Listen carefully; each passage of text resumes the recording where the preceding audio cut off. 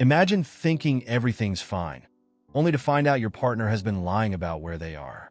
Emily told me she was staying at a friend's house to clear her mind, but the truth?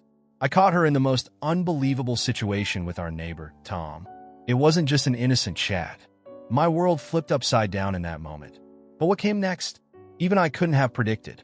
Betrayal, lies, and a twist that left me questioning everyone around me. How do you handle finding out your closest ally might be part of the deception too? Let's dive into the story that shook my life to the core.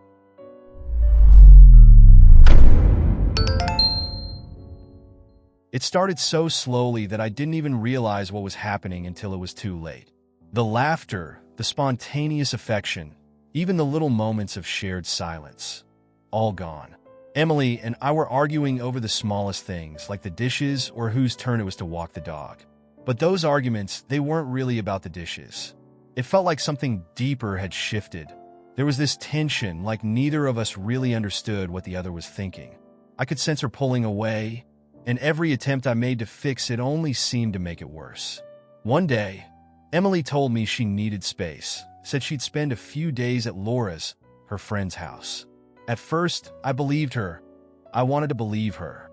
But something in her voice made me pause. It wasn't just the words, it was the way she said them. That lack of warmth, the absence of intention to really work things out between us. I tried not to let my mind wander to dark places, but I couldn't shake the feeling that there was something more. Something she wasn't telling me. Still, I convinced myself I was overthinking.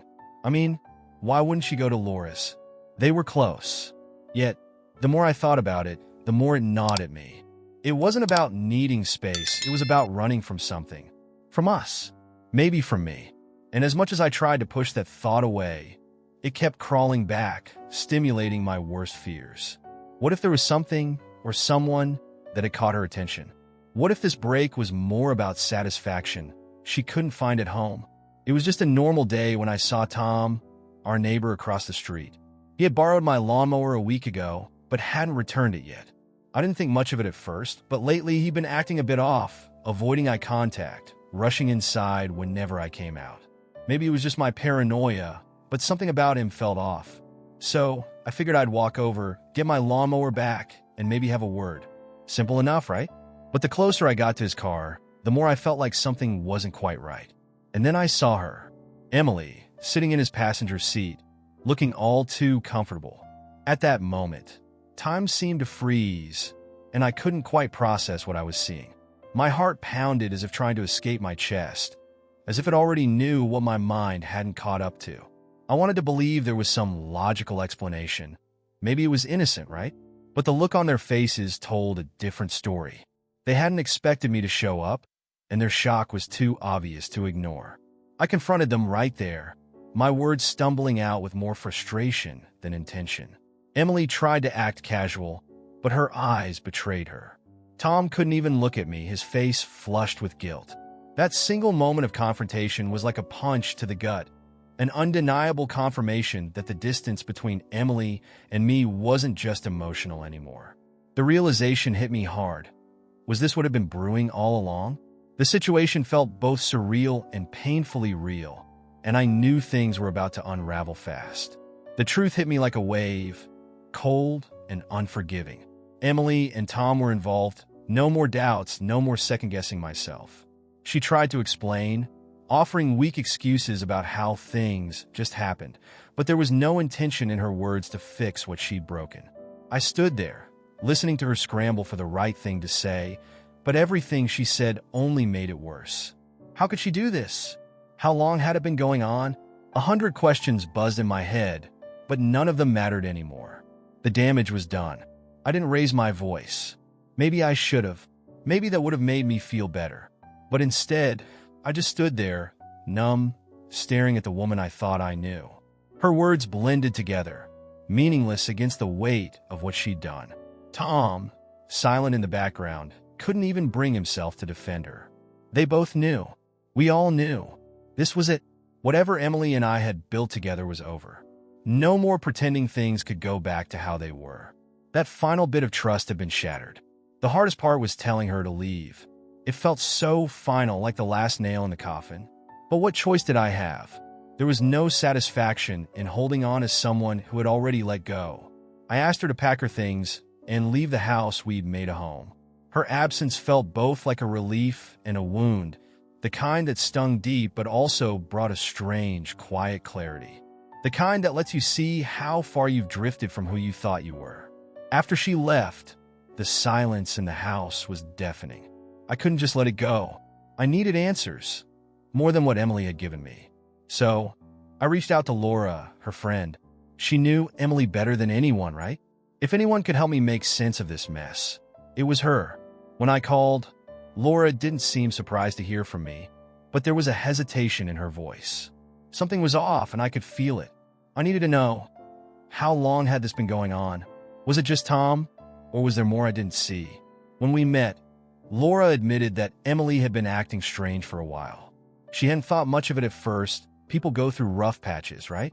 But then she mentioned Tom. I could see it in Laura's face. She was piecing things together just like I was. She confessed she didn't know about the affair, but in hindsight, the signs were there. Emily's late-night phone calls, the sudden distance. How could I have been so blind? I thought Emily just needed space, but maybe she'd been searching for satisfaction somewhere else all along. Laura didn't have all the answers I was looking for, but she confirmed what I'd feared. This wasn't some impulsive mistake. It had been building for months, maybe longer. The betrayal felt deeper, more intentional than I'd imagined. I could see the guilt in Laura's eyes too, like maybe she should have told me sooner. But what good would that have done? The damage was already done. As I left, I couldn't shake the feeling that there was more to the story. There had to be, but where would I even start to find it? Filing for divorce wasn't just about ending the marriage.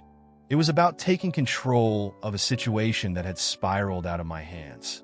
With the information I'd gathered from Laura and my own instincts, I realized this betrayal wasn't a spur-of-the-moment thing. It was premeditated. Emily and Tom had planned this, lied about it, and then tried to cover it up. It made me sick. So, I started the process, gathering every piece of proof I could find. Emails, texts, everything. If she thought she could walk away without consequence, she was wrong. Laura, despite her own part in this mess, offered to help. She felt guilty, I could tell, and maybe this was her way of making it right. She handed over what she knew, backing up my story. With each piece of evidence, the case for divorce grew stronger. I could feel the satisfaction of finally getting some control back. Emily had underestimated me, thinking I'd be too hurt to fight. But this wasn't just about the heartbreak anymore. It was about showing her that actions have consequences. And as I built my case, I couldn't help but think of ways to make her regret every choice she made. The deeper I dug, the more I uncovered. What started as a betrayal between two people turned into something darker. There were layers to their deceit, layers I hadn't even imagined. Emily hadn't just cheated. She had lied about so much more. The idea of revenge fueled me, but I knew I had to play it smart. This wasn't about getting even. It was about making sure she couldn't hurt me again. And as the divorce loomed closer, I started to realize that the best revenge might be walking away without looking back. Just when I thought I had everything figured out, Emily dropped a bombshell.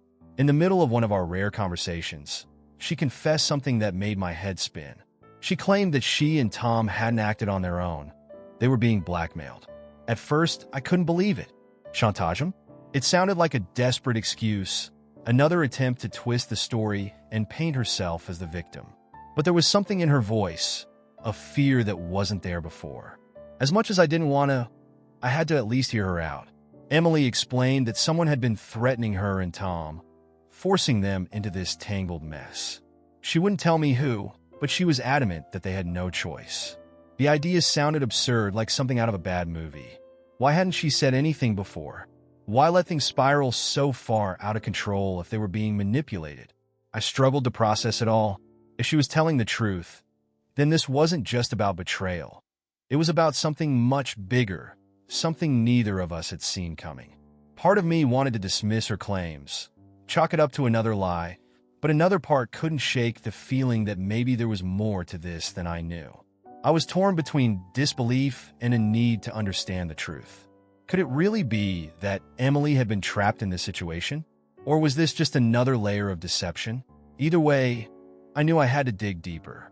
The satisfaction of uncovering the truth, no matter how twisted, was the only thing that could give me closure now. Emily's confession about the blackmail led me to someone I never expected, Laura. She claimed that Laura had been the one pulling the strings, manipulating the entire situation. I didn't want to believe it. Laura had been my ally, the one person who'd helped me piece everything together. But as I thought back, little things started to click. There were moments where Laura knew too much, where her actions didn't quite add up. Was it possible that she'd been involved all along? The idea was almost too crazy to consider, but I had to know. I confronted Laura, demanding answers. At first, she denied everything, but as I pressed her, the cracks started to show. She admitted that there was some truth to what Emily had said, but it wasn't as simple as blackmail. She claimed that she had been threatened, too, and that everything she did was to protect me. Protect me? The word stung. How could manipulating Emily and Tom be protecting me? It didn't make sense. She talked about being caught in a situation she couldn't control, but her intentions, she swore, were never to hurt me. I didn't know what to think anymore. Laura had been like a lifeline through all of this, but now it felt like the ground had shifted beneath me. The betrayal cut even deeper, knowing that someone I trusted, someone I thought had my back, had been involved in this twisted game. I couldn't figure out who was telling the truth anymore. Emily, Laura, or neither of them. But one thing was clear. This wasn't just about infidelity anymore. The web of lies was bigger than I'd imagined, and I was right in the center of it. The realization that Laura had betrayed me stung worse than Emily's affair. I expected lies from Emily at this point, but Laura? She was supposed to be the one person I could trust, the one who'd help me through the worst of it. Now it felt like I'd been walking blind, trusting someone who had been working against me from the start. I couldn't shake the feeling of betrayal. It wasn't just about what Laura had done. It was about how deeply she had woven herself into my life, pretending to be on my side while playing her own game. Confronting Laura again didn't give me the satisfaction I hoped for. She kept insisting that she had no choice, that she had acted out of necessity, not malice. But those words fell flat. Intentions didn't matter anymore. The damage had been done. Every interaction I had with her after that felt like walking through a fog. Was she telling the truth now? Or was this just another layer of lies? The worst part was, I couldn't even tell anymore. Everything felt tainted. Even the good memories were hard to trust. I knew then that I had to distance myself from everyone. Emily, Tom, Laura, they were all part of the same betrayal, each one cutting deeper than the last. The pain was overwhelming, but the clarity that came with it was undeniable. This wasn't a situation I could fix or even fully understand. I had to let go, walk away, and rebuild on my own terms. I reached out to my lawyer, determined to finalize the divorce and leave this chapter of my life behind for good. There was no going back now. Finalizing the divorce felt like closing a chapter one never wanted to be part of. The paperwork, the signatures, it was all so mechanical, yet the weight of it pressed down on me. It wasn't just about ending a marriage. It was about letting go of a life I had imagined for so long. I thought there would be some sense of satisfaction in walking away, but instead, there was just a hollow feeling. The emotional scars ran deeper than I expected, and I knew they wouldn't fade quickly. But at least now, I could start to heal. Even though the divorce was over, the aftermath lingered. The truth had all come out, the lies, the betrayal, the manipulation. And in a strange way, knowing everything gave me a sense of closure. Emily and Tom? They were just part of the story. The real pain had come from the deception, the web of lies that had been spun around me.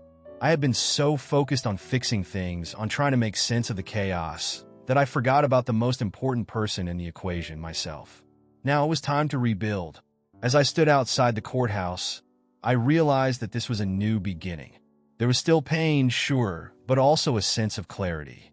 I didn't need to carry the weight of their mistakes anymore. What they did, how they betrayed me, that was on them.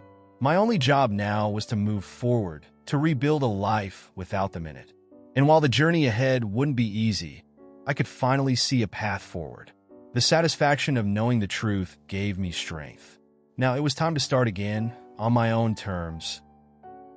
Keep watching our stories by clicking on one of the videos that appear on the screen, and don't forget to subscribe to the channel and turn on notifications to be alerted about new videos. See you next time.